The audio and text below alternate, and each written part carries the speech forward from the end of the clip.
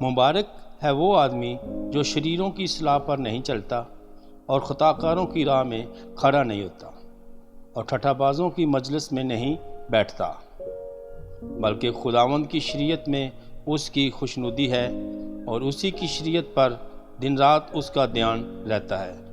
وہ اس درخت کی مانند ہوگا جو پانی کی ندیوں کے پاس لگایا گیا ہے، جو اپنے وقت پر پھیلتا ہے اور جس کا پتا بھی نہیں مرجھاتا۔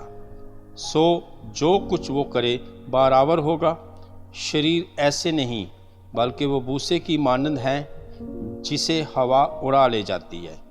اس لیے شریر عدالت میں قائم نہ رہیں گے، نہ خطاکار صادقوں کی جماعت میں، کیونکہ خداوند صادقوں کی راہ جانتا ہے، پر شریروں کی راہ نابود ہو جائے گی۔ زبور ایک ایسے شخص کو بابرکت اور خدا کی نظر میں مبارک کہتا ہے جو برے لوگوں کی صلاح اور ان باتوں کے مطابق نہیں چلتا۔ ایسا شخص گناہگاروں کی روش اختیار نہیں کرتا، اور جو لوگ دوسروں کا مذاق بناتے اور دوسروں کو بے عزت کر کے خوش ہوتے ہیں، مبارک شخص ایسے لوگوں کی دوستی کو پسند نہیں کرتا، بلکہ اس کی خوشی خدا کے کلام میں ہوتی ہے اور دن اور رات کلام پر غور کرتا ہے۔ خدا ایسے لوگوں کو پسند کرتا اور ان کو برکت دیتا ہے۔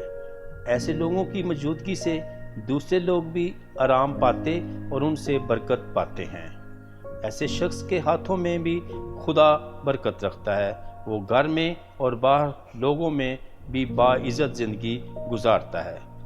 لیکن دوسری طرف اگر غور کریں تو جو شخص خدا کے کلام پر عمل نہیں کرتا اور گناہ کو پسند کرتا ہے، کلام کہتا ہے وہ بوسے کی مانند ہے، اس لیے وہ زیادہ دیر تک قائم نہیں رہ سکتا، بلکہ روح القدس کی آگ سے اس کے کام ظاہر ہو جائیں گے اور شریروں کی راہ کو خدا ختم کر دے گا۔ اب آئیے دعا کرتے ہیں۔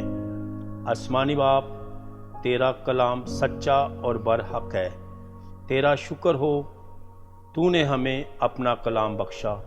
آسمانی باپ، آج تیرے حضور آتے ہیں اور یہ دعا کرتے ہیں کہ تو ہمیں حکمت اور مکاشفہ کی روح بخش دے، تاکہ ہم تیرے کلام کو سمجھ سکیں اور دن اور رات ہمارا دھیان تیرے کلام کی طرف ہو، تاکہ میں بھی ان برکات میں شامل ہو سکوں جو مبارک شخص کے بارے میں لکھی ہیں۔ میں اقرار کرتا ہوں تیری ان ساری برکتوں کے لیے جو تو نے میری زندگی میں اور میرے گھرانے میں بخشی ہیں۔ خداوند، تو وفادار خدا ہے اور تو ہمیشہ سے وفادار ہی رہا ہے، تاکہ ہم غلط اور ٹھیک میں فرق کر سکیں۔ ہمیں شریروں کی صلاح سے دور رکھ اور ٹھٹھا بازوں کی مجلس سے بچا۔